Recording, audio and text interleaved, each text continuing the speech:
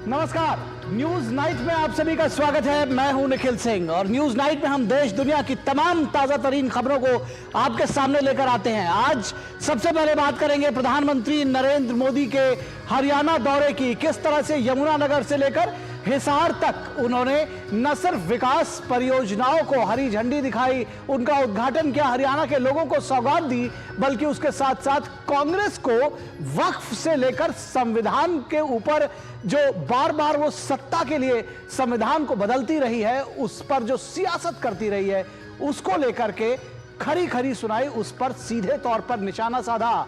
कहा कि अगर वक्फ कानून से मुसलमानों का भला हो रहा होता तो आज देश के जो नौजवान मुसलमान भाई हैं उनमें से बहुत सारे पंचर न बना रहे होते। उन्होंने तुष्टीकरण पर भी सीधा प्रहार किया और कहा कि अगर कांग्रेस को ऐसा लगता है और हकीकत में सचमुच वो अगर मुसलमानों का भला चाहती है तो अपना अध्यक्ष किसी मुसलमान को क्यों नहीं चुन लेती। तो सिर्फ इतनी ही बात नहीं, हम आपको बताएंगे कि बिहार में किस तरह से हिंसा जो है वो रुकने का नाम नहीं ले रही है। और यह भी बात होगी कि आखिर ममता बनर्जी की कार्यशैली, उनकी नियत के साथ साथ उनकी कार्यक्षमता, सभी पर सवाल उठ रहे हैं। तो आखिर क्यों उठ रहे हैं और समाज के अलग अलग वर्ग क्या कह रहे हैं, राजनीतिक दल इस पर क्या कह रहे हैं, इन सब विषयों पर बात होगी। लेकिन सबसे पहले बात होगी हेडलाइंस की। आपको दिखाएंगे न्यूज नाइट में। शुरुआत करेंगे हेडलाइंस से। हिसार से प्रधानमंत्री नरेंद्र मोदी की कांग्रेस को खरी खरी, सत्ता के लिए संविधान की धज्जियां उड़ाने पर साधा निशाना। कहा अगर वास्तविक चिंता है तो किसी मुस्लिम को अध्यक्ष क्यों नहीं बनाती कांग्रेस।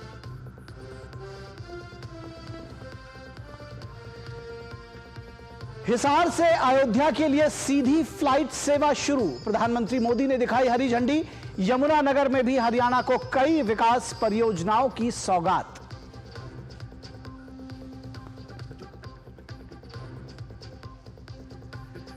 अमित शाह ने अखिल भारतीय फोरेंसिक विज्ञान सम्मेलन में दोहराई न्याय प्रणाली को पीपल सेंट्रिक बनाने की प्रतिबद्धता।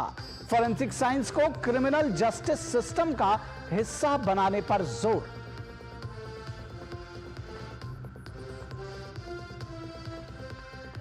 ममता सरकार हिंसा को रोकने में नाकाम, वक्फ कानून के विरोध में पश्चिम बंगाल में फिर भड़की हिंसा। भाजपा ने लगाया तुष्टीकरण और कट्टरपंथियों को बढ़ावा देने का आरोप। और देश दे रहा है संविधान निर्माता बाबा साहब को श्रद्धांजलि। राष्ट्रपति, उपराष्ट्रपति, प्रधानमंत्री ने संसद परिसर स्थित प्रेरणा स्थल पर अर्पित किए श्रद्धा सुमन। दीक्षा भूमि और चैत्य भूमि में भी बाबा साहब को श्रद्धांजलि देने के लिए हजारों की संख्या में उमड़े लोग।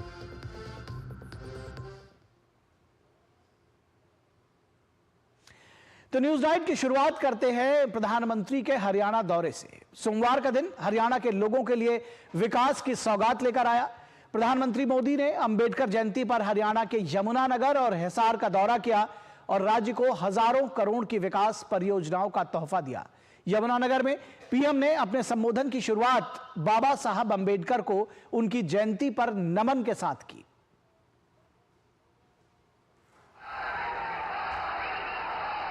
हरियाणा को विकास परियोजनाओं का उपहार देने यमुनानगर पहुंचे प्रधानमंत्री नरेंद्र मोदी का भव्य स्वागत।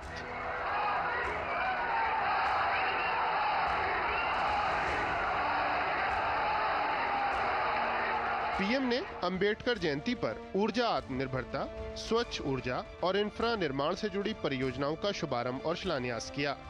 राज्य में निर्बाध बिजली आपूर्ति सुनिश्चित करने की दिशा में बड़ा कदम उठाते हुए पीएम ने Deenbandhu Chhotu Ram thermal power plant की 800 मेगावाट की तीसरी आधुनिक थर्मल पावर यूनिट की आधारशिला रखी। ये इकाई 233 एकड़ में फैली होगी और इसके निर्माण पर लगभग 8,500 करोड़ रुपए की लागत आएगी। पीएम ने यमुनानगर के मुकरबपुर में एक कंप्रेस्ड बायोगैस संयंत्र का भी शिलान्यास किया। 2600 मीट्रिक टन वार्षिक क्षमता वाला ये संयंत्र स्वच्छ ऊर्जा उत्पादन और पर्यावरण संरक्षण में योगदान करते हुए प्रभावी जैविक अपशिष्ट प्रबंधन में मदद करेगा। प्रधानमंत्री ने रेवाड़ी बाईपास परियोजना का शुभारंभ किया। इससे रेवाड़ी शहर की भीड़भाड़ में कमी के साथ साथ दिल्ली नारनौल की यात्रा का समय करीब 1 घंटा कम हो गया है।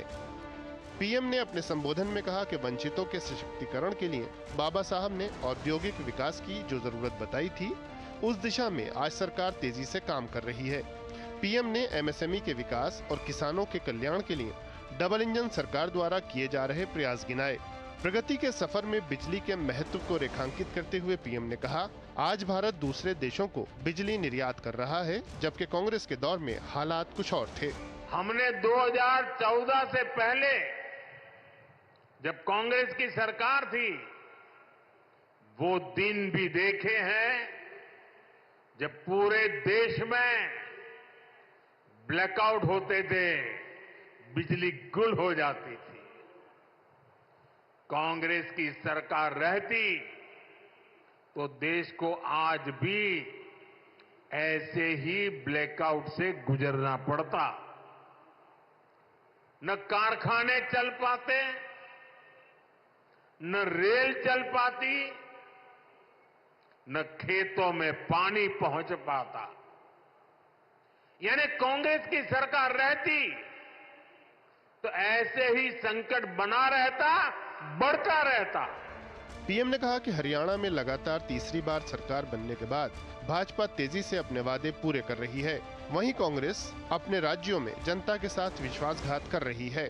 खुद वहां के मुख्यमंत्री के करीबी कहते हैं कि कांग्रेस ने कर्नाटका को करप्शन में नंबर 1 बना दिया। साथियों, तेलंगाना की कांग्रेस सरकार भी जनता से किए वादे भूल गई है। वहां कांग्रेस, वहां की सरकार जंगलों पर बुलडोजर चलवाने में व्यस्त है। प्रकृति को नुकसान, जानवरों को खतरा, यही है कांग्रेस की कार्यशैली। हम यहां कचरे से गोवर्धन बनाने के लिए मेहनत कर रहे हैं और वो बने बनाए जंगलों को उजाड़ रहे हैं। पीएम ने अपने संबोधन में शंकरन नायर जी को याद किया, जिन्होंने जलियांवाला बाग हत्याकांड के विरोध में सरकारी पद छोड़ दिया था। प्रधानमंत्री ने जलियांवाला बाग हत्याकांड की कानूनी लड़ाई लड़ने से जुड़े उनके संघर्ष को नमन किया। यमुनानगर से निशांत राय के साथ ब्यूरो रिपोर्ट, डीडी न्यूज। और उड़े देश का आम नागरिक यानी उड़ान योजना के साथ ही प्रधानमंत्री मोदी ने देश के साधारण लोगों को हवाई यात्रा की पहुंच तक बनाने का एक सपना देखा था। हवाई चप्पल वाला भी हवाई जहाज में बैठ सके, इस ध्येय वाक्य के साथ शुरू हुई उड़ान योजना अब सचमुच आम लोगों की हसरतें पूरी करती हुई नजर आ रही है। प्रधानमंत्री नरेंद्र मोदी ने अंबेडकर जयंती के अवसर पर हरियाणा के हिसार में अयोध्या के लिए वाणिज्यिक उड़ान को हरी झंडी दिखाई। हिसार से अयोध्या की उड़ान सप्ताह में 2 बार होगी, जबकि जम्मू, अहमदाबाद, जयपुर और चंडीगढ़ के लिए सप्ताह में 3 निर्धारित उड़ानें को निर्धारित किया गया है। इससे क्षेत्र की कनेक्टिविटी को मजबूती मिलेगी। हवाई यात्रा को सुरक्षित, किफायती और सर्वसुलभ बनाने की अपनी प्रतिबद्धता के अनुरूप प्रधानमंत्री ने महाराजा अग्रसेन हवाई अड्डे के नए टर्मिनल भवन की आधारशिला रखी। इसकी लागत 410 करोड़ रुपए से अधिक होगी। इसमें एक अत्याधुनिक यात्री टर्मिनल, एक कार्गो टर्मिनल और एक एटीसी भवन शामिल होगा। प्रधानमंत्री नरेंद्र मोदी ने जोर देकर कहा कि उनकी सरकार एक ओर आधुनिक बुनियादी ढांचे और कनेक्टिविटी पर विशेष ध्यान दे रही है, तो दूसरी ओर गरीब कल्याण और सामाजिक न्याय और समावेशी विकास को सुनिश्चित करने के लिए प्रतिबद्ध है।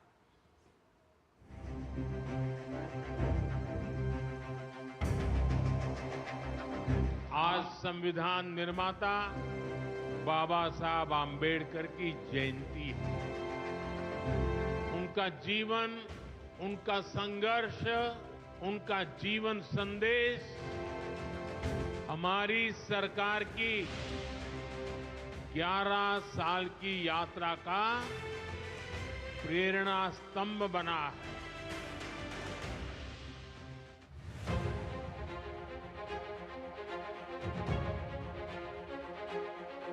हरियाणा से अयोध्या धाम के लिए फ्लाइट शुरू हुई है। अब श्री कृष्ण जी की पावन भूमि हरियाणा प्रभु राम की नगरी से सीधे जुड़ गई है।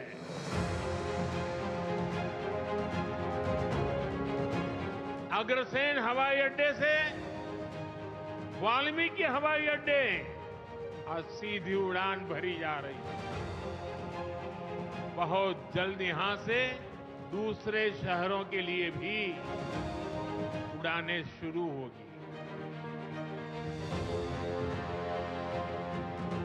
आज हिसार एयरपोर्ट की नई टर्मिनल बिल्डिंग का शिलान्यास भी हुआ है।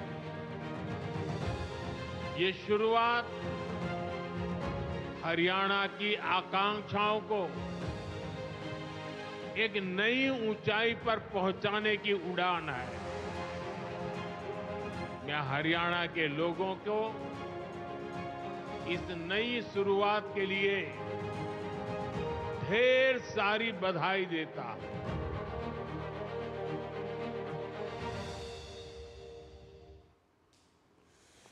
और हिसार में अपने संबोधन के दौरान प्रधानमंत्री नरेंद्र मोदी अपने पूरे रंग में नजर आए।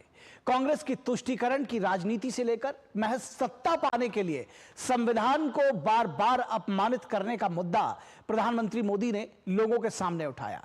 पीएम ने सवाल किया कि अगर उनके कांग्रेस सच्चे दिल से मुसलमानों का भला चाहती है तो अपनी पार्टी का अध्यक्ष मुसलमान को क्यों नहीं बना देती। वक्फ कानून पर कांग्रेस के विरोध पर पीएम ने कहा कि वक्फ अगर सचमुच समाज कल्याण के काम करता तो देश का मुसलमान नौजवान आज पंचर न बना रहा होता। संविधान निर्माता बाबा साहेब भीमराव अंबेडकर की जयंती अवसर पर कांग्रेस पार्टी प्रधानमंत्री नरेंद्र मोदी के निशाने पर रही। उन्होंने हरियाणा के हिसार में कांग्रेस को बाबा साहेब को अपमानित करने का आरोप लगाया और कहा कि बाबा साहेब समाज में समानता लाना चाहते थे, जबकि कांग्रेस ने वोट बैंक का वायरस फैलाया। पीएम मोदी ने कहा कि उनकी सरकार ने एससी, एसटी और ओबीसी वर्ग के लोगों को गरिमा का जीवन दिया, जबकि कांग्रेस ने बाबा साहेब के सपने को तुष्टीकरण का माध्यम बना दिया।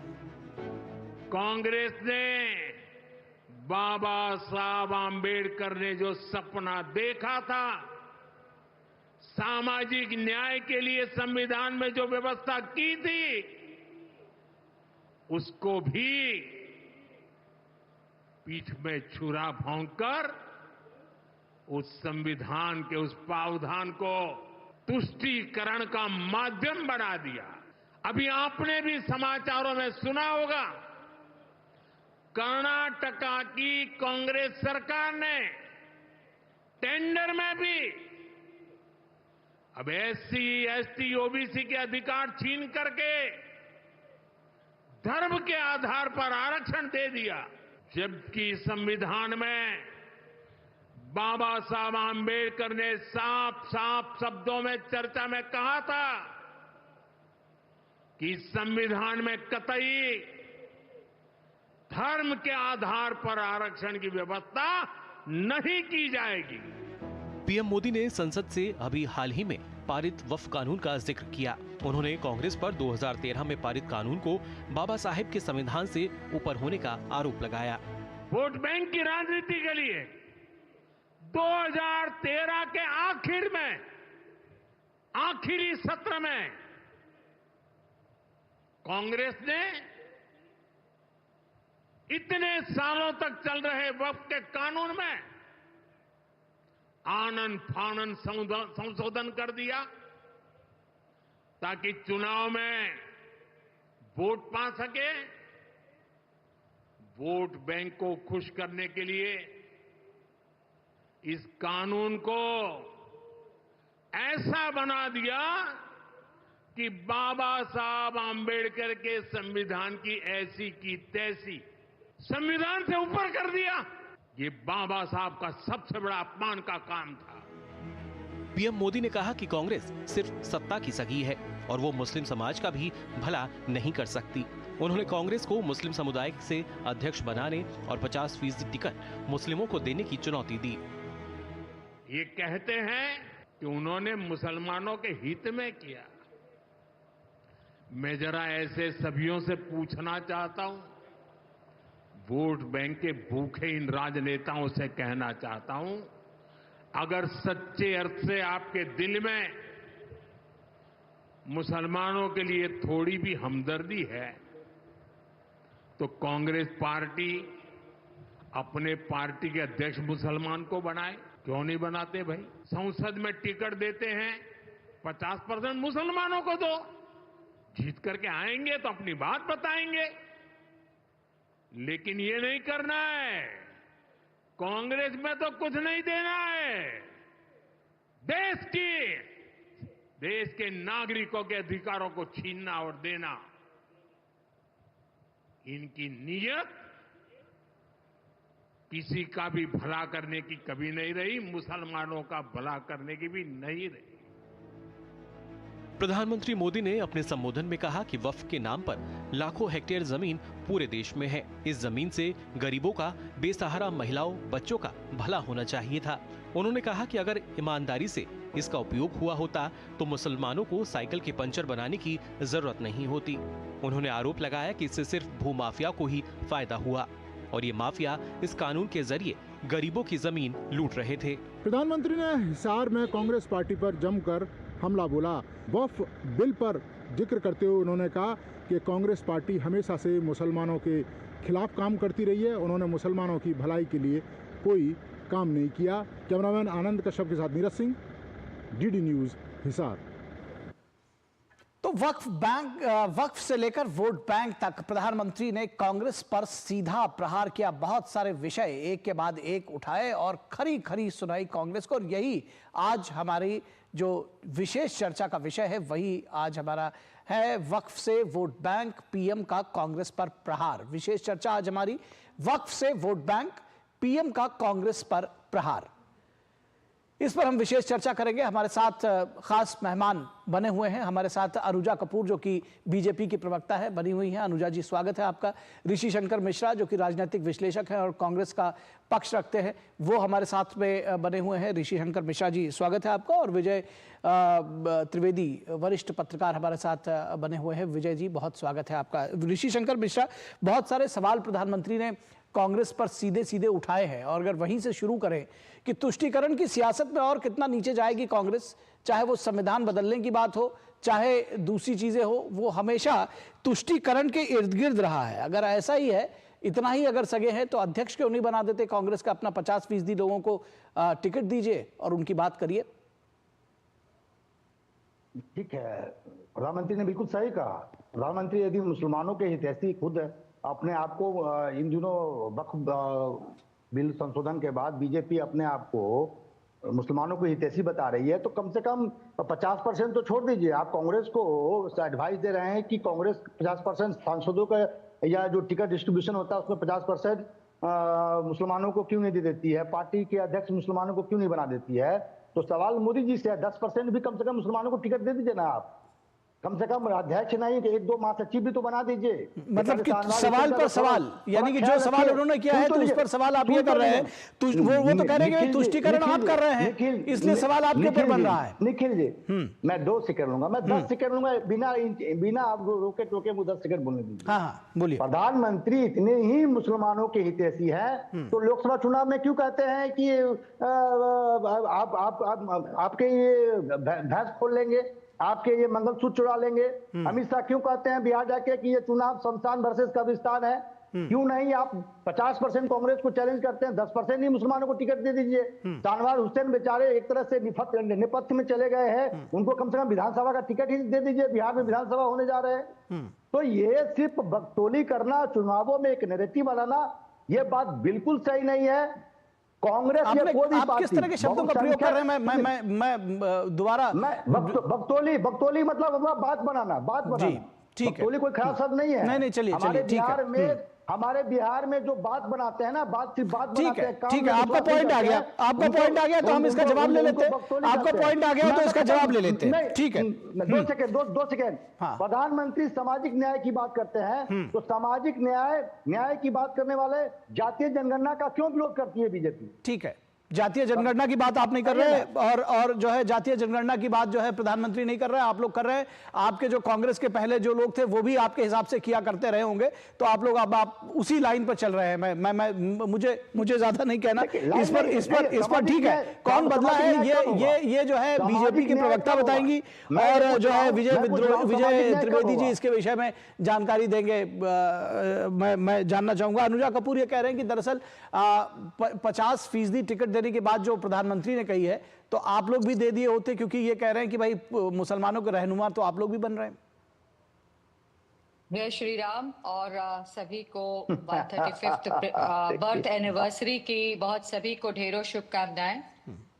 मुसलमानों का दर्द जो लोग ज्यादा बात करते हैं वो वहीं के वहीं दहर जाते हैं, क्योंकि कांग्रेस मुसलमान का सिर्फ नाम लेता है। हम मुसलमान भाई को अपने साथ, अपनी नीतियों में, अपने नेतृत्व में और अपनी नीयत में रखते हैं। मोदी जी ने हमेशा से कहा है मुसलमान और हम एक हैं, क्योंकि डिवीजन सिर्फ और सिर्फ कांग्रेस करती है।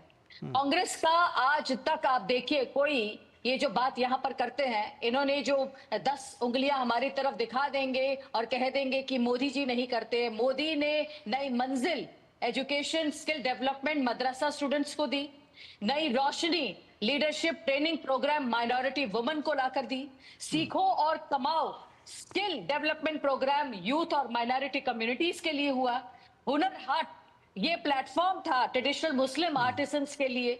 आप देखिए कि वक्फ बोर्ड का जो रिफॉर्म है ये मेरे भाइयों से नहीं हुआ, ये बातें करते हैं मुस्लिमों की। वक्फ बोर्ड का दर्द तो सिर्फ हमें पता चला ना, क्योंकि हमें इसलिए नजर आया क्योंकि वक्फ बोर्ड का असली मालिक कांग्रेस था। वक्फ बोर्ड का असली मालिक अमानतुल्लाह खान था। वक्फ बोर्ड का असली मालिक ओवैसी था।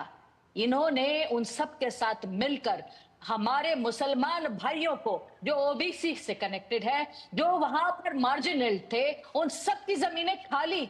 मोदी ने किसकी सुनी? मोदी ने मुसलमानों की सुनी। मुसलमानों की पिटीशन थी कोर्ट के अंदर, जजेस ने मुसलमानों के फेवर में बात करी थी। आज जब ये लोग बात करते हैं यहाँ बैठकर, इतना बड़ा बड़ा गाना गाते हैं, तब बड़ा बड़ा गाना गाते हैं, ट्रिपल तलाक तो ये लोग ना हटा सके, आर्टिकल 370 का गाना गाते रहे, क्योंकि वहां पर मुसलमानों की वहां पर हक जमादारी कर रहे थे ये लोग।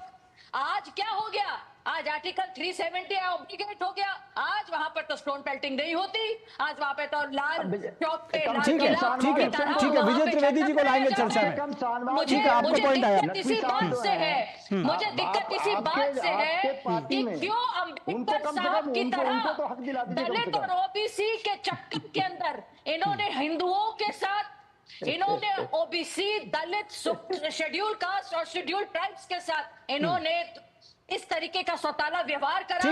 इतने साल आपकी सरकार रही, आप मुझे बताएं कि आपने क्या किया? ठीक है, वोट को खा गए ये लोग। ठीक है, आपको पॉइंट आ गया। ऋषि शंकर मिश्रा जी बीच बीच में मत बोलिए, अब मैं आपको जब समय दे रहा हूं तो आपके पास आऊंगा। मैं फिलहाल विजय त्रिवेदी जी के पास जाऊंगा। विजय त्रिवेदी नहीं, मैं आपके पास नहीं आ रहा। विजय त्रिवेदी जी, बहुत सारे सवाल प्रधानमंत्री ने उठाए हैं, मसलन किस तरह से SC ST OBC का आरक्षण कट करके मुस्लिमों को दिया जा रहा है, धर्म के आधार पर आरक्षण बाबा साहब ने मना किया था।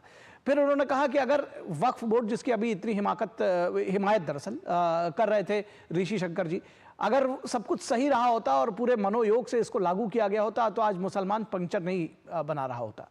इसके साथ ही साथ उन्होंने कहा कि किस तरह से संविधान को सत्ता के लिए बार बार, चाहे वो इमरजेंसी लागू करने से लेकर के और चाहे शाहबानों का केस हो, कहा किस तरह से सत्ता के लिए उसको बार बार इस्तेमाल किया गया। प्रधानमंत्री के जो प्रश्न हैं किस तरह से उसको देखते हैं आप?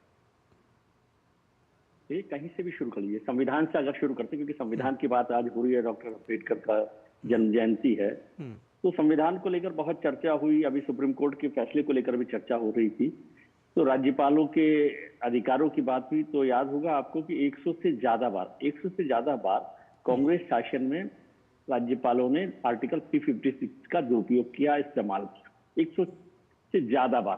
ठीक है, इमरजेंसी की बात छोड़ दीजिए। इमरजेंसी में जो 42nd अमेंडमेंट हुआ, जिसे हम लोग एक मिनी कॉन्स्टिट्यूशन कहते हैं, वो अलग मसला है। किस तरह से सरकारों को बर्खास्त किया गया। 1992 को याद कीजिए कि जब बाबरी मस्जिद गिरने के बाद उत्तर प्रदेश की सरकार को बर्खास्त किया गया। उसके साथ साथ 3 और भारतीय जनता पार्टी की सरकारों को किन कारणों से वो किया गया, बर्खास्त किया गया। तो ऐसा 100 बार से ज्यादा बार किया गया। तो संविधान की बात कर रहे हैं, फिर जाति जनगणना की बात हो रही है, तो आपको राजीव गांधी जी का भाषण याद होगा 90 का, कि जिसमें उन्होंने 1 घंटे करीब करीब भाषण दिया था और पूरी चर्चा आरक्षण के खिलाफ की थी, मेरिट को लेकर उन्होंने की थी। ये राजीव गांधी ऑफिशियल बात मैं केवल कर रहा हूँ। अब मुसलमानों की बात कर लेते हैं। मुसलमानों पर जो सवाल प्रधानमंत्री ने किया, तो 2005 में 6 में जो सक्चर कमेटी की रिपोर्ट आई, वो रिपोर्ट तो कांग्रेस के 50 साल के शासन में मुसलमानों के कामकाज का आईना थी ना। जो डॉक्टर मनमोहन सिंह के सरकार के वक्त में सक्चर कमेटी की रिपोर्ट आई, वो क्या था? उससे पहले तो कोई भारतीय जनता पार्टी की सरकार बड़े समय नहीं रही, वाजपेयी सरकार के अलावा 50 साल कांग्रेस की सरकार रही है। लेकिन उस दौरान भी 50 साल के बाद भी मुसलमान वहां का वहां खड़ा था जी, खड़ा था कि नहीं खड़ा था? उसकी क्या स्थिति थी, आर्थिक, सामाजिक, शैक्षिक स्थिति क्या थी? ये सक्चर कमेटी की रिपोर्ट जो कांग्रेस सरकार ने, यूपीए सरकार ने बनाई, उसमें बताया गया। तो इससे समझ में आता है कि मुसलमानों का कितना हित आप रख रहे हैं। और अभी वक्त की बात कर लेते हैं। वक्त पर मुझे सबसे ज्यादा हैरानी हुई कि वक्त पर जब इतनी लंबी चर्चा हुई, पहले वो बिल लाया गया, फिर उसके बाद जेपीसी में बड़ी लंबी चर्चा हुई है, 32 बैठकें, 32 से ज्यादा बैठकें उस पर हुई है, चर्चा हुई। और उसके बाद संसद के दोनों सदनों में सबसे ज्यादा चर्चा हुई, करीब 60 सांसदों ने उस पर चर्चा की है। मुझे लगता है कि मोदी सरकार के कार्यकाल में भी इतनी लंबी चर्चा किसी बिल पर नहीं हुई। लेकिन उसमें सबसे हैरानी की बात कि गांधी परिवार के 3 सदस्य संसद में हैं। सोनिया जी हैं राज्यसभा में, प्रियंका जी हैं वायनाड से आती हैं, वो लोकसभा में है, राहुल गांधी जी तो विपक्ष के नेता है। लेकिन तीनों में से एक भी नेता ने वक्फ पर अपनी बात नहीं रखी। यदि वक्फ से मुसलमानों का बड़ा नुकसान हो रहा है, मान लेता हूं मैं बात, तो फिर जब उनके लिए लड़ाई लड़नी थी तो आप कहां खड़े? फिर वो वोट बैंक वाली बात आ जाएगी ना, केरल में भी वोट को निशाना रखना था शायद।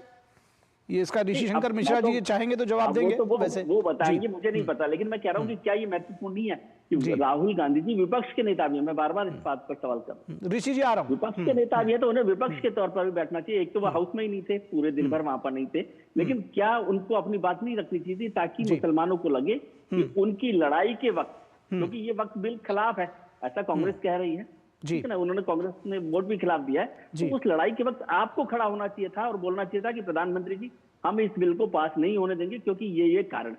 लेकिन गांधी परिवार के 3 मजबूत सदस्य उसमें होकर भी उस चर्चा में हिस्सा ले लिए। ठीक है जी ऋषि शंकर मिश्रा जी, सवाल बहुत सारे हैं। 1954 में जब वक्फ की बात आई थी तो 30,000 प्रॉपर्टीज पूरे देश भर में थी वक्फ के नाम पर, अब 8.5 लाख से ज्यादा है। तो किस तरह से आप इसको देखते हैं कि एक तरफ आप कह रहे हैं कि मुसलमान जो है वो गरीब हुआ है और सच्चर कमेटी की रिपोर्ट भी बताती है, आप लोग कह रहे हैं कि पिछले 50 वर्षों में जब कांग्रेस का शासन था तो खूब काम किया मुसलमानों के लिए, मुसलमान के जो गरीब है वो क्यों है इसको बताने की जरूरत नहीं है। लेकिन ये सवाल भी उठ रहा है कि अगर 30,000 जो प्रॉपर्टीज थी तो एक तरफ तो वो बढ़ भी रही हैं और एक तरफ आप बता रहे हैं कि वो गरीब भी है, तो ये दोनों एक साथ कैसे हो रहा है, ये भी सवाल अपने आप में उठ रहा है। यही सवाल मैंने आपसे किया, भाजपा प्रवक्ता से किया, और हमारे जो ये सवाल आपसे किया जा रहा है, ये सवाल तो आपसे किया जा रहा है, जो सवाल आपसे वो दूसरों से आप कर देते हैं। मैं क्यों नहीं, मैं सवाल नहीं कर सकता हूँ क्या? मैं सवाल नहीं कर सकता भाई आप बता रहे हैं कि मुसलमानों का बड़ा शोषण हो रहा है और आपने मुसलमानों के लिए बहुत कुछ किया भी है। 2013 में आप दोबारा उस बिल को आपने बिल्कुल अपने हिसाब से और बेहतर बनाया, तब तो फिर मुसलमानों का सब कुछ वारा न्यारा हो जाना चाहिए था, वो क्यों पंचर बना रहे हैं? मुझे बोलने तो दीजिए। नहीं सवाल भी तो है। रहता है आपका सवाल 10 पन्नों का रहता है, तो जवाब चाहते हैं 1 लाइन में, तो ऐसे में नहीं सवाल जो पूछते हैं उस पर आप जवाब नहीं देते, इसलिए उसको दोबारा घूम के पूछना पड़ता है। आप एक काम कीजिए, बुरा नहीं मानिएगा, पर्सनली मत लीजिएगा। आप बीजेपी नहीं पर्सनली लेने सुनने का हमारे पास वक्त नहीं है, आप जवाब दीजिए, क्योंकि आपके साथ में यही दिक्कत है कि आप पर्सनली मत लीजिएगा, कह करके आप पर्सनली अटैक करते हैं। तो आप इधर उधर मत जाइए, जो सवाल पूछा गया है उसका जवाब दीजिए। नहीं मेरे पास समय नहीं है, मैं जवाब नहीं दूंगा, आप भाजपा से जवाब ले लीजिए। चलिए बोलिए। ये तीन जी है ही, उनसे ले लीजिए, दोनों से ले लीजिए। हो गया। नहीं ठीक है, थैंक यू। आप अगर नहीं बोलना चाह रहे, आप नहीं बोलना चाह रहे तो हम समझ गए आपके पास जवाब नहीं है, आपके पास जवाब नहीं है। नहीं, you don't have any answer, you don't have any answer. अब नहीं, अब मैं आपको मौका भी नहीं दे रहा। You don't have any answer. नहीं ठीक है, बिल्कुल यू डोंट हैव आंसर। मुझे पता है आपके पास जवाब क्या देंगे, जवाब आपके पास है नहीं। आप इधर उधर की बातें करेंगे, इनके ऊपर आरोप, उनके ऊपर आरोप, वो मैं होने नहीं दे रहा हूं। अनुजा कपूर के पास आ रहा हूं। अनुजा कपूर किस तरह से इस स्थिति को बदलेंगी? मोदी जी ब्रह्मा जी का, चलिए आपको भाई इनका ऑडियो आउट कर दीजिए, इनका ऑडियो आउट कर दीजिए, इनकी जरूरत नहीं है। मैं सिर्फ इतना समझती हूँ कि जिस तरीके से ये अभी भी एक दूसरे के ऊपर आरोप और प्रत्यारोप लगाते रहे, इनका यही काम है। Rahul Gandhi was not present, Sonia Gandhi present नहीं थी पार्लियामेंट के अंदर बोलने के लिए। आप ये देखिए कि वहां पर वो लोग रहते हैं, बस एक पपेट की तरह बैठे रहते हैं। इन लोगों को सिर्फ इतना चाहिए कि वोट बैंक की राजनीति हो, एक दूसरे को लड़े। सीएए के बारे में इतना इन्होंने गंद फैलाया, इतना गंद फैलाया, शाहीन बाग बना दिया सारी तरफ। क्या हुआ? 2 साल से सीएए है, क्या हुआ? किसका उखड़ा? इसीलिए कोई सिटीजनशिप किसी की ले ली, किसी की सिटीजनशिप कहीं पर खत्म कर दी। इस तरीके की बातचीत करने में इनके सामने जब बात आती है तो ये उखड़ना शुरू हो जाते हैं, क्योंकि इनके पास बात नहीं होती। मोदी जी ने हज के अंदर 1 लाख के लिए लोग 1,30,000 लोग जाते थे। आज आप देखिए 2 लाख से ऊपर लोग वहां पे जा रहे हैं, औरतों तक को अलाउ कर दिया। आज आप अगर 3 तलाक का अबॉलिश करके 70% जो बच्चे जो ड्रॉप आउट कर रही थी लड़कियां, आज 30% कर रही हैं। स्कॉलरशिप्स की बात कर रहे हैं आप। माइनॉरिटी ऑफिस का जो बजट है आज 5,000 करोड़ पे खड़ा हो गया है। आज हम लोग जब बात करते हैं सच्चर कमेटी के ऊपर बेसिस था ये, अगर हमारा होता, अगर हमने करना होता, वोट के अगेंस्ट कुछ करना होता, या हमारा उसके अंदर मत न होता, क्या हम 2024 के अंदर जब हम लोगों ने इसको दिसंबर में लेकर आए थे, अगस्त में लेकर आए थे, तो क्या हम तब ना बना देते? क्या हमारा मत नहीं था? और फिर भी हमने जेपीसी के अंदर इसको भेजा। पूरे बजट टू बजट हमने पूरे सेशंस टू सेशंस हमने इसके अंदर लगाए, और पूरी कितने घंटे लगाकर हमने इसके अंदर सबने अपने मतों को रखा, क्योंकि हम चाहते थे सबका साथ, सबका विकास। पर यही एक दिक्कत है कांग्रेस के लोगों को कि वो सिर्फ तुष्टीकरण की बातें करती है। अपने लोगों को भी पता करिए, उखाड़ते चले जा रहे हैं, उखाड़ते चले जा रहे हैं इन्हें। आप ये मुझे बताइए कि वक्फ बिल किसके अगेंस्ट है? वक्फ बिल इनके अगेंस्ट है, वक्फ बिल ओबीसी के अगेंस्ट है, वक्फ बिल किसी मुसलमान के अगेंस्ट नहीं रहा। मुसलमान का ही दर्द मुसलमान के साथ था। ठीक है, जिन्होंने पटाखे चलाए थे वहां पर, वो पटाखे किसके थे? मुसलमान के थे। और जिन पिक्चरों को इन लोगों ने साझा किया, जिन वीडियोस को इन लोगों ने साझा किया, पुरानी वीडियोस थी, किसी और की वीडियोस थी। आप देखिए कि किस तरीके से ये पूरा टूल किट बनाते हैं। ये बाहर से लोगों को लाते हैं, जॉर्ज सोरोस को लाते हैं, टूल किट बनाते हैं यहाँ। ठीक है, इनसे पूछने वाली बात सारी यही है कि क्यों ये इस देश को बांटने में लगे हैं। जो भी इस देश के प्रति एक समझौता ये लोग करना चाहते हैं ताकि ये देश टूट जाए। ठीक है, सवाल पूछा जा रहा है, उसका जवाब नहीं है। आखिर राहुल गांधी, प्रियंका गांधी और सोनिया गांधी क्यों नहीं बोली संसद में? विजय त्रिवेदी जी, जिस तरह से आप देख रहे हैं कि जब बात होती है कि संविधान बदलने को, बार बार संविधान वो जेब में लेकर चलते हैं, लेकिन संविधान को बार बार अगर जिसको कहना कि तार करना हो तो उसमें भी कांग्रेस आगे रही है। मुझे कहने में कोई गुरेज नहीं है, मैं इसमें जिसको जो भी समझना हो समझे, क्योंकि ये इतिहास जो है वो देश के सामने है। और अभी जो नया आयोग बन रहा है उसमें जिस तरह से चाहे वो कर्नाटक की बात आप देख लीजिए कि वहां पर भी अब जो बैकडोर से मुस्लिम तुष्टीकरण की एक नई जो है वो तरीका निकाला है कांग्रेस ने। बहुत सारे उदाहरण इस तरह के हैं निखिल जी, लेकिन बात जो हुई कि संविधान के नैरेटिव का, तो आपने देखा होगा कि संविधान का नैरेटिव को फेक तरीके से या गलत तरीके से, जैसे भी आप कहेंगे, वो लोकसभा चुनाव के दौरान फैलाने की कोशिश की गई और बताया गया कि संविधान बदल देंगे। उससे कुछ नुकसान भारतीय जनता पार्टी को हुआ भी, कि लोगों को लगा होगा ऐसा, लेकिन उसके बाद लोगों को तुरंत समझ में आया। तो उसका क्या हुआ कि हरियाणा के चुनाव, दिल्ली के चुनाव, महाराष्ट्र के चुनाव आप देखेंगे कि लोगों को वो बात समझ में आ गई कि संविधान को बदलने का नैरेटिव कोई नहीं है। और क्या संविधान बदला गया? जैसे अभी सीए को लेकर भी बात हुई, तो सीए पर होम मिनिस्टर ने, अमित शाह जी ने भी कहा कि भाई आप बता दीजिए एक नाम जो मुसलमान की नागरिकता खत्म हुई है। उस समय एक और बात कही गई, मुझे याद आ रहा है कि जब पिछली सरकार थी, पिछले बार का जो शासनकाल था मोदी सरकार का, उसमें जब 3 तलाक का बिल आया तो कहा गया कि मतलब खून की नदियां बह जाएगी एक तरह से, मुसलमान इसके विरोध में खड़े, मुसलमानों के खिलाफ है। क्या आपने देखा कि मुसलमान निकल कर आए सड़क पर? तो अगर मुसलमानों के खिलाफ सारे फैसले हो रहे हैं, चाहे वो सीए का हो या 3 तलाक का हो या अभी वक्फ का, वक्फ में भी जो पॉलिटिकल लीडर्स है वो अपना विरोध कर रहे हैं, उसमें भी कोई परेशानी नहीं, विरोध कर रहे हैं। लेकिन क्या हिंदुस्तान का मुसलमान खड़ा हो गया है मोदी सरकार के खिलाफ कि भाई ये वक्फ बिल पर इतनी तमाम कोशिशों के बाद अब तो बिल पास हुए, कानून भी बन गया है, राष्ट्रपति ने उसको कर दिया है, तो उस पर विरोध करने में कोई आपत्ति नहीं, लेकिन क्या आप उनको समझा पाए? क्योंकि आपके पास इस बात का जवाब नहीं है कि वक्फ की जो जमीन थी उसका इस्तेमाल आपने किसके लिए किया।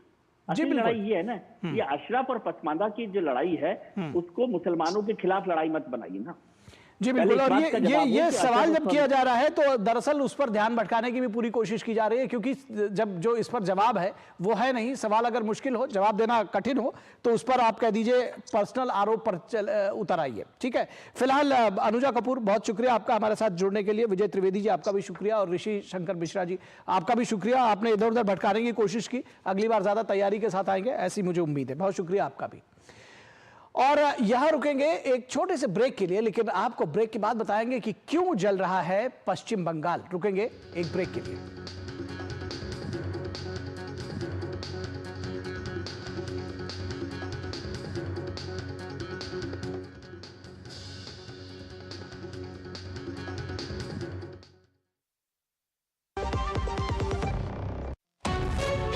विभाग अनेक, कंप्लेंट बॉक्स 1। किसी भी सरकारी दफ्तर, विभाग या बैंक से जुड़ी शिकायत के लिए pgportal.gov.in पर जाएं, रजिस्टर करें, संबंधित विभाग चुनें, शिकायत दर्ज करें और ट्रैकिंग आईडी नोट करें। एसएमएस या ईमेल पर एक्नॉलेजमेंट पाएं और शिकायत का जवाब सीधे मंत्रालय से प्राप्त करें। अब तक 1 करोड़ 12 लाख से अधिक भारतीयों ने भरोसा जताया। सीपी ग्राम्स, आपकी हर शिकायत का हल। अभी शिकायत दर्ज करें pgportal.gov.in।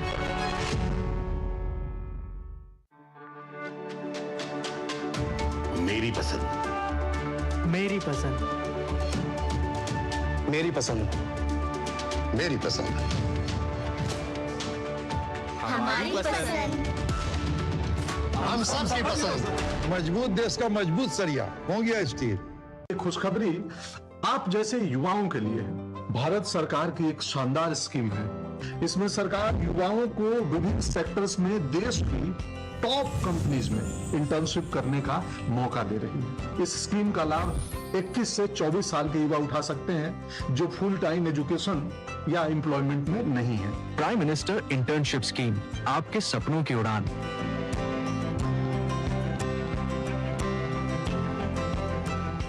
गोल्डी मसाले के 100 ग्राम के स्पेशल पैक्स में फ्रेशनेस लॉक है। ऐसे गोल्डी मसाले जहां जाएं रिश्ते बनाएं। प्रधानमंत्री श्री नरेंद्र मोदी जी की प्रेरणा से मध्य प्रदेश के मुख्यमंत्री डॉक्टर मोहन यादव के नेतृत्व में मध्य प्रदेश में विक्रमोत्सव 2025 का सफल आयोजन किया जा रहा है, जिसमें 12 से 14 अप्रैल 2025 तक दिल्ली के लाल किले पर माधव दास पार्क में शाम 6 बजे महानाट्य सम्राट विक्रमादित्य का भव्य मंचन किया जाएगा। यशस्वी प्रधानमंत्री का ये ध्येय वाक्य हम सबके लिए पाथवे के रूप में काम कर रहा है, विरासत से विकास की ओर। इसलिए 12, 13, 14 अप्रैल को महानाट्य का मंचन किया हुआ होगा, हमारे अतीत के गौरवशाली नायकों को जनता के सामने लाने के लिए। इससे अच्छा कौन सा अवसर हो सकता है। आइए इन अद्भुत पलों के साक्षी बने।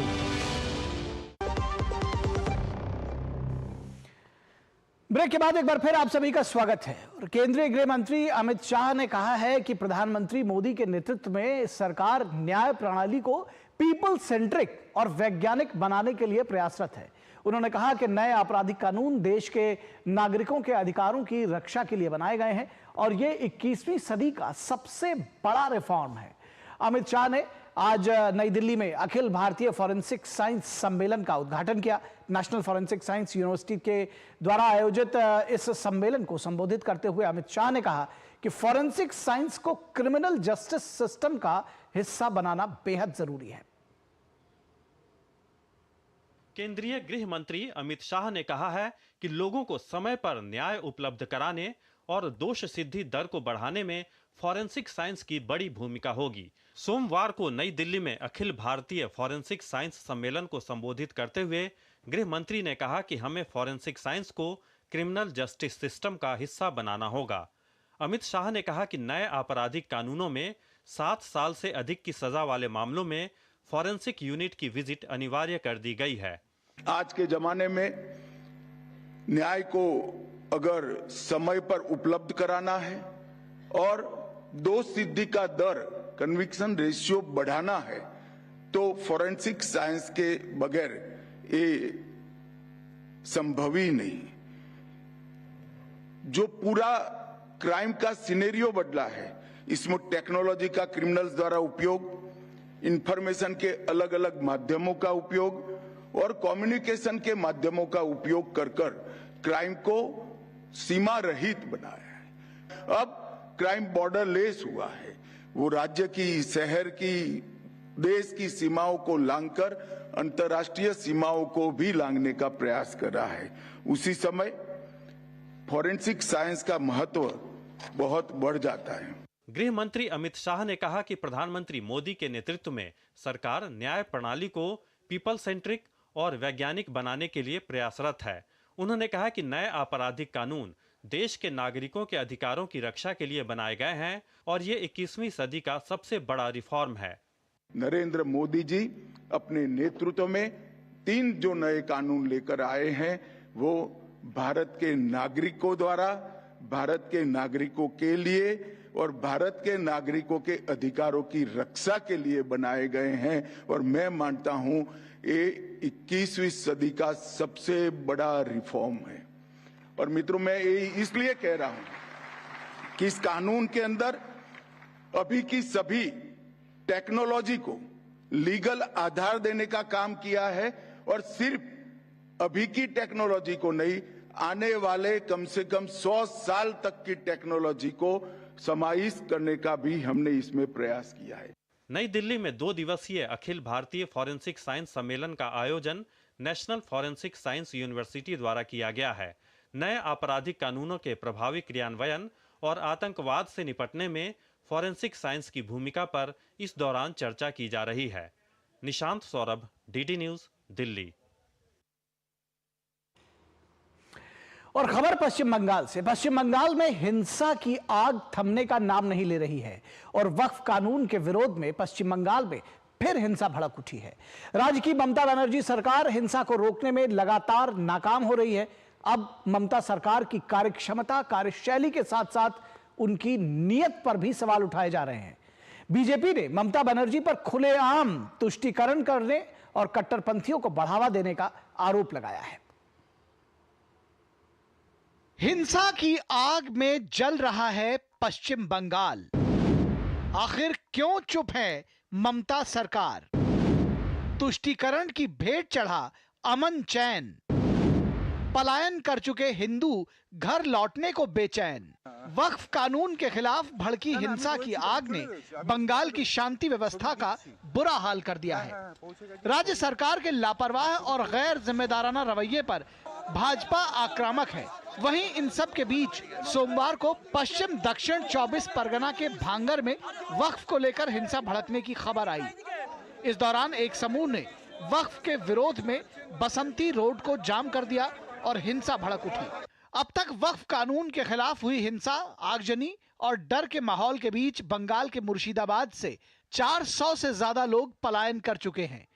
पलायन कर चुके हिंदू इतने डरे हुए हैं कि वो वापस अपने घर जाने की हिम्मत तक नहीं जुटा पा रहे हैं। इस बीच केंद्रीय मंत्री और पश्चिम बंगाल के बीजेपी प्रदेश अध्यक्ष डॉक्टर सुकांत मजूमदार ने मालदा परलालपुर में कैंप में पीड़ितों से मुलाकात की। केंद्रीय मंत्री ने पीड़ितों से हिंसा की घटना को लेकर बात की और केंद्र सरकार की ओर से हर संभव मदद का भरोसा जताया। भयंकर घटनाएं घट रही है जो बांग्लादेश जैसी स्थिति पश्चिम बंगाल ने ममता बनर्जी ने बना के रख दिया है। अभी हमारी मांग है शांति की स्थापना हो, स्टेट गवर्नमेंट कोई एक्टिव एक्शन ले और सेंट्रल फोर्सेस को यहाँ पे तैनाती करे और भी ज्यादा करे। कलकत्ता हाईकोर्ट के निर्देश पर हिंसा प्रभावित क्षेत्रों में केंद्रीय बलों की तैनाती के आदेश के बाद मुर्शिदाबाद में सुरक्षा बढ़ा दी गई है। राज्यपाल डॉक्टर सीवी आनंद बोस ने मुर्शिदाबाद और राज्य के अन्य हिंसा प्रभावित क्षेत्रों की स्थिति पर गहरी चिंता व्यक्त की है। Situation reports have been gathered from the law enforcement authorities, including the BSF and the local police. The Government of India, Ministry of Home Affairs, has deployed central forces in sufficient numbers, and more reinforcement is ready for any action anytime. Nobody, I repeat, nobody will be allowed to take law in their hands. इस बीच नेता विपक्ष शुवेंदु अधिकारी ने मुर्शिदाबाद के हिंदुओं की मदद के लिए राज्यपाल सीवी आनंद बोस से रेड क्रॉस सोसाइटी को सक्रिय करने का अनुरोध किया। शुवेंदु अधिकारी ने मामले में एनआईए जांच की मांग की है। मैं 17 तारीख हियरिंग में कोर्ट को रिक्वेस्ट करूंगा फिर 1 महीना एक्सटेंड करने के लिए। सीएपीएफ को रहना चाहिए परमानेंट पीस लाने के लिए, और जिस तरीके से बॉम्बिंग हुआ, एक्सप्लोजन हुआ, फायरिंग हुआ, इसमें अंसारुल बांग्ला और जमात का इन्वॉल्वमेंट है। पीएफआई सिमी का लोग किया है, बैन ऑर्गेनाइजेशन। इसको तुरंत एनआईए को ट्रांसफर कर देना चाहिए। भाजपा ने पश्चिम बंगाल की स्थितियों को लेकर टीएमसी सरकार को बुरी तरह फेल बताया है। बीजेपी का आरोप है कि राज्य में भड़की हिंसा और अराजकता के पीछे सूबे की मुख्यमंत्री ममता बनर्जी का बड़ा हाथ है। भाजपा का आरोप है कि सीएम तुष्टीकरण की राजनीति और कट्टरपंथी तत्वों का बचाव करके उनको लगातार बढ़ावा देने का काम कर रही हैं। कोलकाता से प्रसेनजीत बख्शी के साथ ब्यूरो रिपोर्ट, डीडी न्यूज। यहां रुकेंगे एक ब्रेक के लिए, लेकिन ब्रेक के बाद जब वापस लौटेंगे तो आपको दिखाएंगे कि वक्फ एक्ट पर लोगों की आखिर क्या है राय। वक्फ एक्ट पर लोगों की राय ब्रेक के बाद।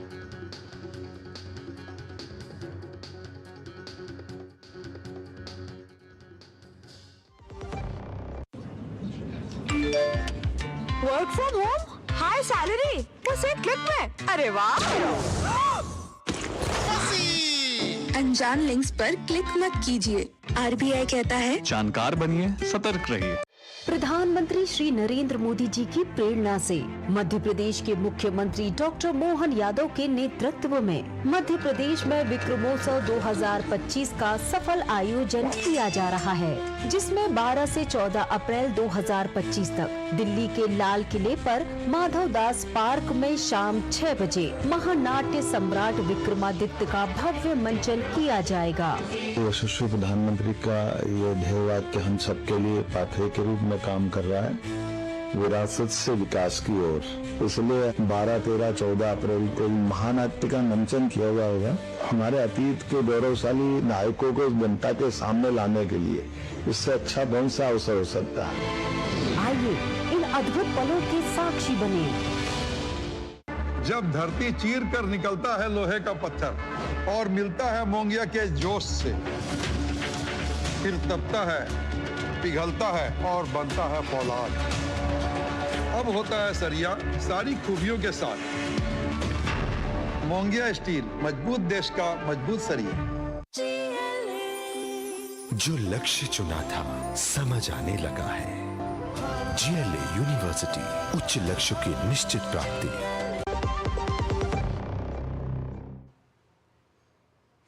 ब्रेक के बाद एक बार फिर आप सभी का स्वागत है और बात करेंगे वक्फ कानून पर। विपक्षी नेताओं की बयानबाजी के बीच मुस्लिम समुदाय के लोग आगे आ रहे हैं और वक्फ पर नया कानून लाने पर मोदी सरकार का आभार जता रहे हैं।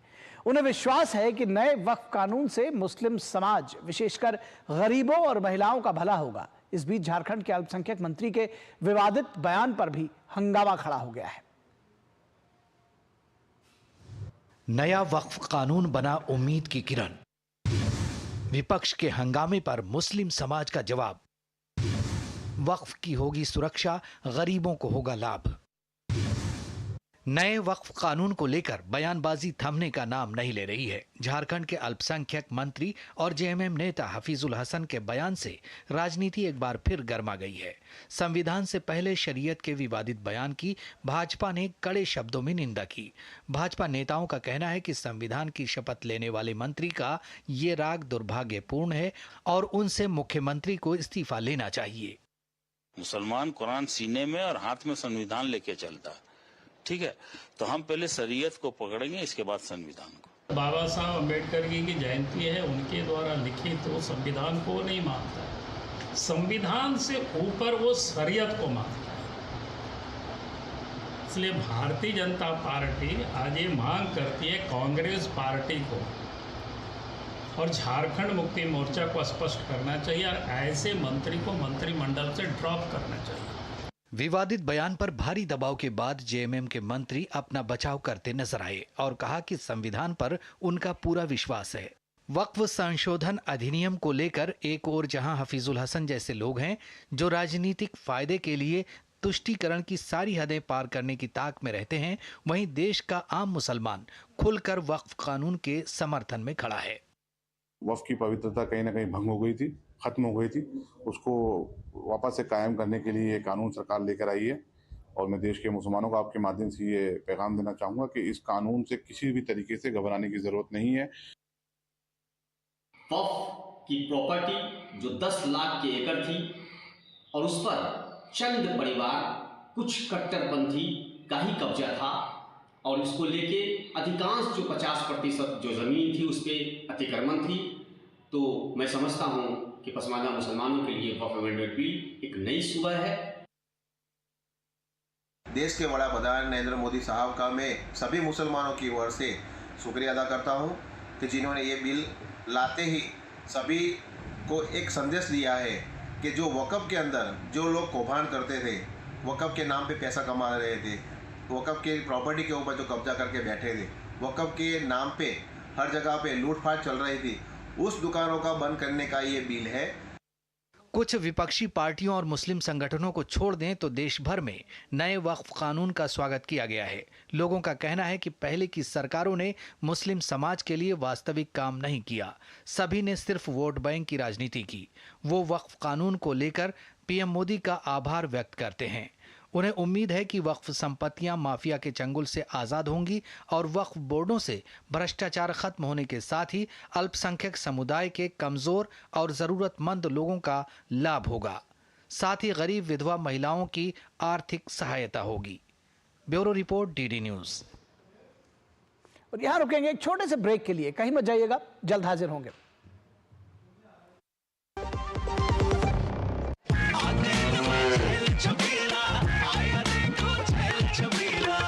एक कपिला, अरे भाई सब एक ही जैसा होता है।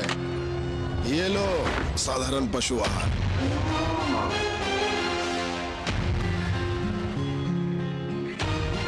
इस देश की हर माँ, बच्चे, बूढ़े, जवान, खिलाड़ी, डॉक्टर, इंजीनियर, सबको गाय भैंस की दूध की शक्ति पर भरोसा है। और जब इन पशुओं को कपिला पशु आहार मिलेगा तभी तो दूध सिर्फ ज्यादा ही नहीं, शक्ति से भरपूर भी होगा। और ये सच जानते हुए चंद पैसों के लिए तुम देश का भरोसा तोड़ दो। कपिला पशु आहार, देश का नंबर 1 पशु आहार। बिहार से मुंबई की फिल्मी चकाचौंध तक के सफर में मुझे कई लोगों के साथ काम करने का तजुर्बा हुआ। उनसे कुछ न कुछ सीखने का मौका मिला। ऐसे ही सीखने, तजुर्बा हासिल करने और प्रगति का मौका लेकर आई है prime minister internship scheme. Internship की ये दुनिया फिल्म के सेट की तरह है। हर दिन एक नई कहानी, हर काम एक नई चुनौती। जल्द से जल्द अप्लाई करें। प्राइम मिनिस्टर इंटर्नशिप स्कीम, आपके सपनों की उड़ान। मेरी पसंद, मेरी पसंद, मेरी पसंद, मेरी पसंद, हमारी पसंद, हम सबकी पसंद। मजबूत देश का मजबूत सरिया हो गया स्टील। प्रधानमंत्री श्री नरेंद्र मोदी जी की प्रेरणा से मध्य प्रदेश के मुख्यमंत्री डॉक्टर मोहन यादव के नेतृत्व में मध्य प्रदेश में विक्रमोत्सव 2025 का सफल आयोजन किया जा रहा है, जिसमें 12 से 14 अप्रैल 2025 तक दिल्ली के लाल किले पर माधव दास पार्क में शाम 6 बजे महानाट्य सम्राट विक्रमादित्य का भव्य मंचन किया जाएगा। यशस्वी प्रधानमंत्री का ये ध्येय वाक्य हम सबके लिए पाथवे के रूप में काम कर रहा है, विरासत से विकास की ओर। इसलिए 12, 13, 14 अप्रैल को महानाट्य का मंचन किया होगा, हमारे अतीत के गौरवशाली नायकों को जनता के सामने लाने के लिए। इससे अच्छा कौन सा अवसर हो सकता है। आइए इन अद्भुत पलों के साक्षी बने। जो लक्ष्य चुना था समझ आने लगा है। GLA यूनिवर्सिटी, उच्च लक्ष्य की निश्चित प्राप्ति। ब्रेक के बाद एक बार फिर आप सभी का स्वागत है। और संविधान निर्माता बाबा साहब भीमराव अंबेडकर की जयंती पूरे देश में उत्साह के साथ मनाई गई। डॉक्टर भीमराव अंबेडकर की 135वीं जयंती पर देश भर में अनेक कार्यक्रम आयोजित किए गए। राष्ट्रपति और प्रधानमंत्री से लेकर आम आदमी तक ने बाबा साहब को श्रद्धा सुमन अर्पित किए। बाबा साहब अंबेडकर ने जिस भावना से जिन कामों को किया वो पूर्णतया पवित्र राष्ट्र निष्ठा थी, समाज निष्ठा थी। और इसलिए हमारा संकल्प यही रहे, दलित हो, पीड़ित हो, शोषित हो, जो वंचित हो, गरीब हो, आदिवासी हो, गांव में रहने वाला हो, झुग्गी झोपड़ी में जीने वाला हो, शिक्षा के अभाव में तरसने वाला हो, इन सब के लिए अगर कुछ काम करना है तो बाबा साहब आम्बेडकर हमारे लिए सदा सर्वदा एक प्रेरणा है। भारत रत्न बाबा साहेब डॉक्टर भीमराव अंबेडकर की 135वीं जयंती पर देश भर में अनेक कार्यक्रम आयोजित किए गए। राष्ट्रपति द्रौपदी मुर्मू, उपराष्ट्रपति जगदीप धनखड़, प्रधानमंत्री नरेंद्र मोदी और लोकसभा अध्यक्ष ओम बिरला सहित कई केंद्रीय मंत्री, सांसद और अन्य गणमान्यों ने संसद परिसर में स्थित प्रेरणा स्थल पर डॉक्टर अंबेडकर को पुष्पांजलि अर्पित की। साथ ही संविधान सदन के केंद्रीय कक्ष में बाबा साहेब भीमराव अंबेडकर को पुष्पांजलि अर्पित की गई। इस अवसर पर लोकसभा अध्यक्ष ओम बिरला, केंद्रीय मंत्री और भाजपा के राष्ट्रीय अध्यक्ष जेपी नड्डा, लोकसभा में नेता प्रतिपक्ष राहुल गांधी, राज्यसभा में नेता विपक्ष और कांग्रेस अध्यक्ष मल्लिकार्जुन खड़गे, केंद्रीय मंत्री किरेन रिजिजू, अर्जुन राम मेघवाल, पीयूष गोयल, कांग्रेस संसदीय दल की अध्यक्ष सोनिया गांधी, दिल्ली की मुख्यमंत्री रेखा गुप्ता और अन्य नेताओं ने संविधान सदन के सेंट्रल हॉल में पुष्पांजलि अर्पित की। मध्य प्रदेश में इंदौर के पास महू में संविधान निर्माता बाबा साहेब आम्बेडकर की जन्मस्थली में भी धूमधाम से उनकी जयंती मनाई गई। महाराष्ट्र के नागपुर में दीक्षा भूमि और मुंबई के चैत्य भूमि में भी बाबा साहेब को श्रद्धांजलि देने के लिए हजारों की संख्या में लोग जमा हुए और बाबा साहब को याद किया और उनके आदर्शों पर चलने की प्रेरणा ली। 14 अप्रैल 1991 को मध्य प्रदेश के सैन्य छावनी महू में जन्मे डॉक्टर आम्बेडकर एक महान विधिवेत्ता, अर्थशास्त्री, समाज सुधारक और राजनीतिक नेता थे। भारतीय संविधान के मुख्य वास्तुकार के रूप में उन्होंने संविधान की मसौदा समिति की अध्यक्षता की। बाद में तत्कालीन प्रधानमंत्री जवाहरलाल नेहरू के मंत्रिमंडल में पहले कानून मंत्री और न्याय मंत्री के रूप में कार्य किया। उन्हें वर्ष 1990 में मरणोपरांत भारत के सर्वोच्च नागरिक सम्मान भारत रत्न से सम्मानित किया गया। Bureau report, TD news. तो न्यूज नाइट के इस अंक में बस इतना ही। हमारी पूरी टीम को दीजिए इजाजत। नमस्कार।